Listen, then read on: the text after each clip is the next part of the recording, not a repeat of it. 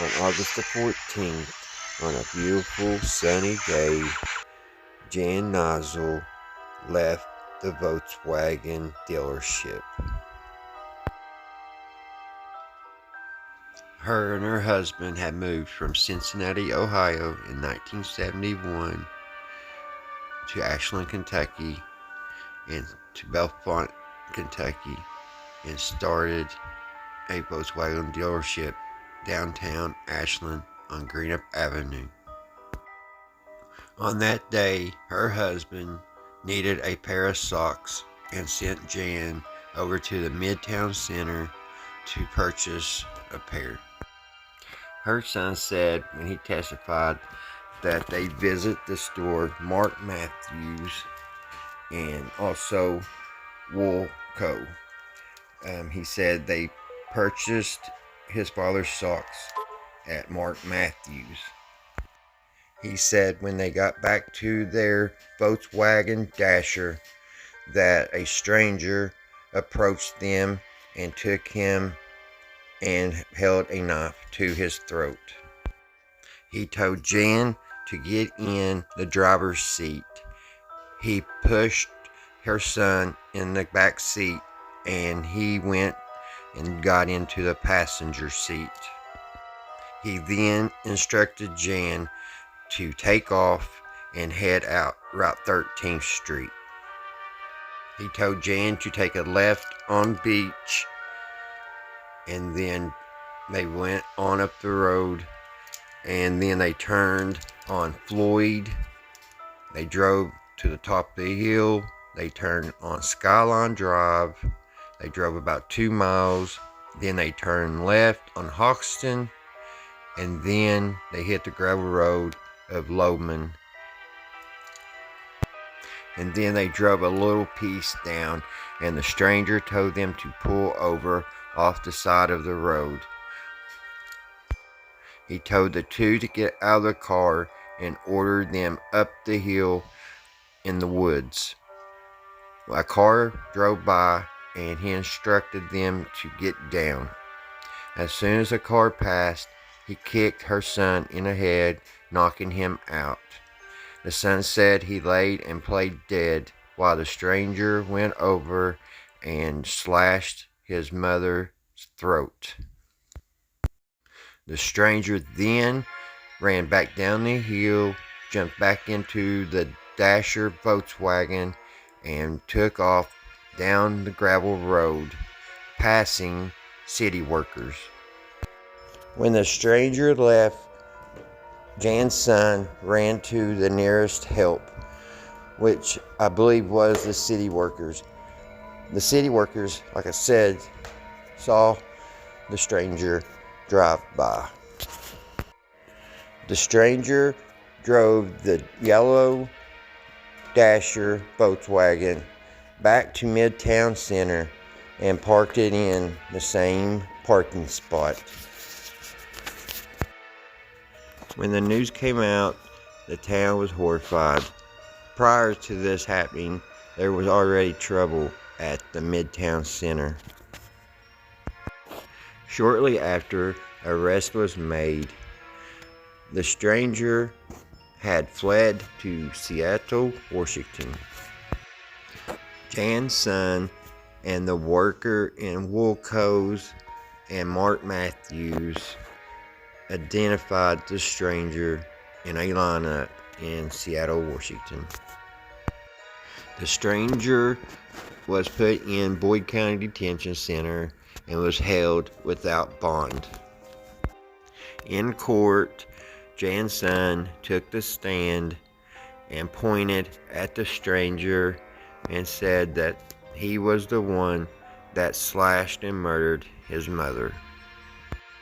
Shortly after the trial began, rumors started that this could have been a pay-to-hire incident by the husband. Jan had a nanny that watched the kids that got pregnant, and back in those days, pregnancy outside of wedlock was shamed upon, so Jan adopted the boy.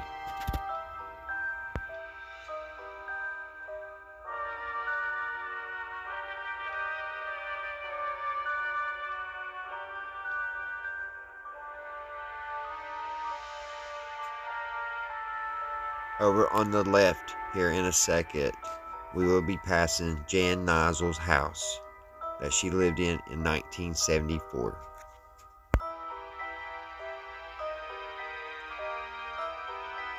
In 1974, this is where Jan Nissial lived.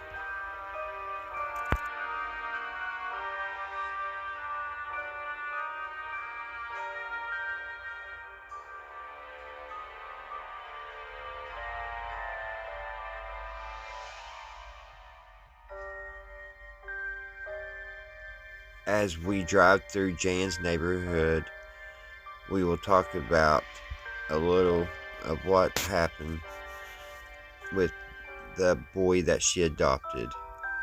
Come to find out, the boy that Jan adopted that belonged to the nanny was actually Jan's husband's son.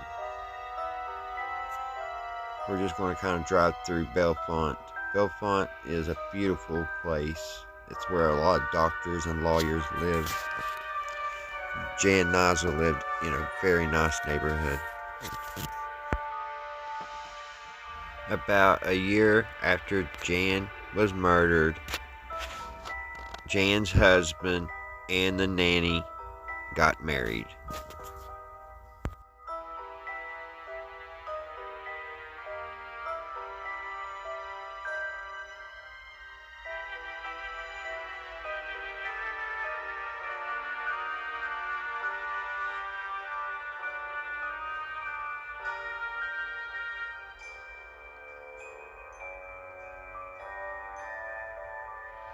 Next, we will stop at the old dealership. It is now a Ford dealership, but it is the same building. To the right of us right now is Bellefonte Country Club.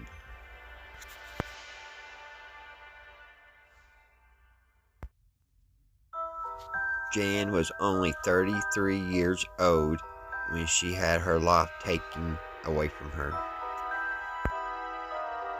The next door neighbor said Jan was a very loving person and was always willing and wanting to take care of everyone.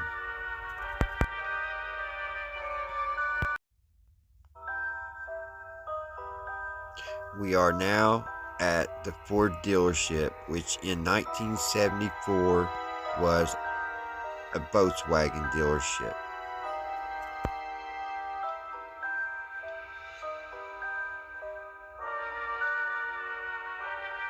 This is where Jan left from on that fatal day to get her husband a pair of socks.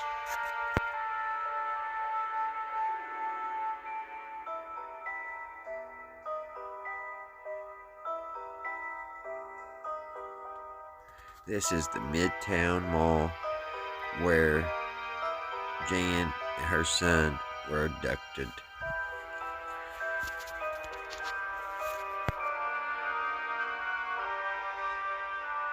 The stranger went into Woolco's and purchased a Bowie knife.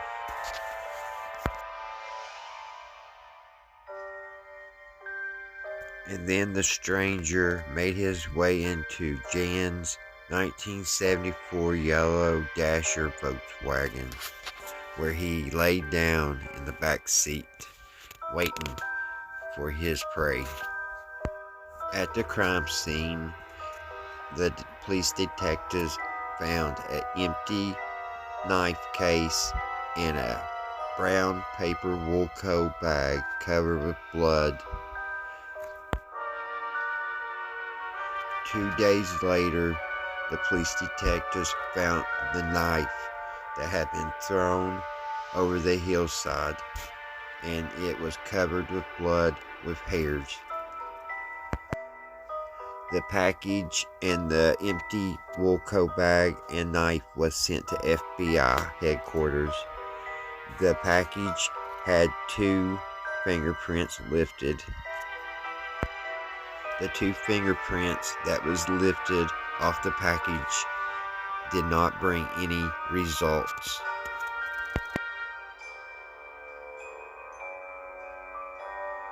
There was also fingerprints lifted from the front door of the yellow Volkswagen. They was also lifted from the hood. They was lifted from the front passenger window on outside, from front post on driver's side, from front driver window outside. 3 prints of value were developed and displayed on cards.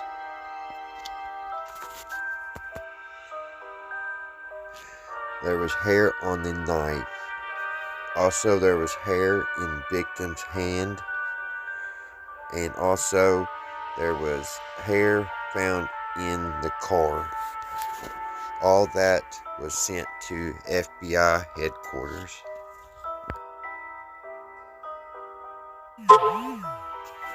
During the trial of the stranger, there was quite a few people that had saw him on a roof in Ashland. He was doing work for a couple and was spotted on the roof covered in tar at 1 o'clock. The court reached out everywhere, even to his other job that he was at in West Virginia, and he was off that day, but everyone was saying that he was working on the roof. His friends gave detail on when they took him to town from Calixburg, and also they said they took him to Portsmouth, Ohio the day after Jan's murder and dropped him off so he could hitchhike back to Washington, Seattle, Washington. And the reasoning why was because there was a lot of guys after him wanting to get in a fight. The stranger had a pretty good alibi with all those witnesses. On May the 4th, 1975, the stranger was acquitted and let free.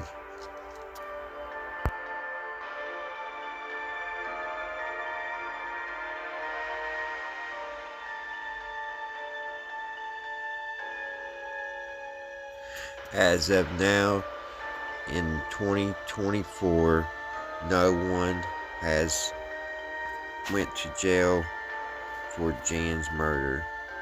It still is an open case.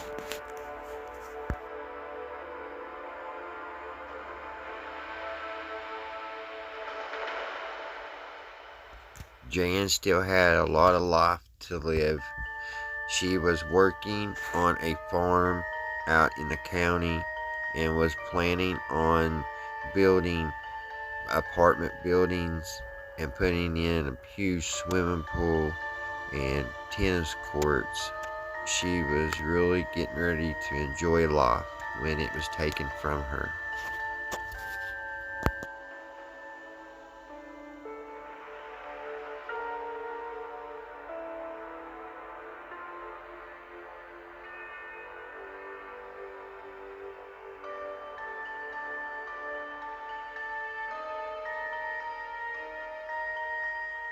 We will now just take a little time on this drive in quietness for Jan. It's been almost 50 years in August of 2024. This is the route that they took on that fatal day.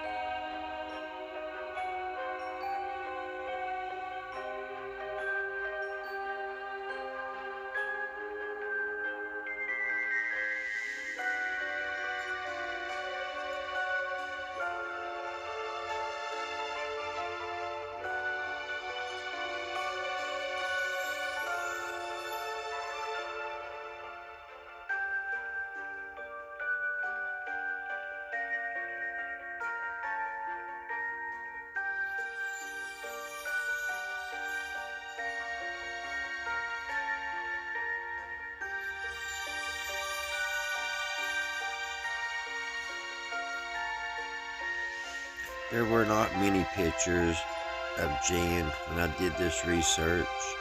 Here's one. It's not very good. And there's a picture of her in the beginning of this video. That's really all I could find. But with those two photos, it looked like she was a very happy, beautiful woman. And just wanting to, enjoy life. And it's sad and horrible if this would happen to her. Jan had many services. She had 2 or 3 here in Ashland, and then she was laid to rest in her hometown in Cincinnati, in St. Augustine Gonzal. I butchered that, guys. I'm sorry. Church of Cincinnati.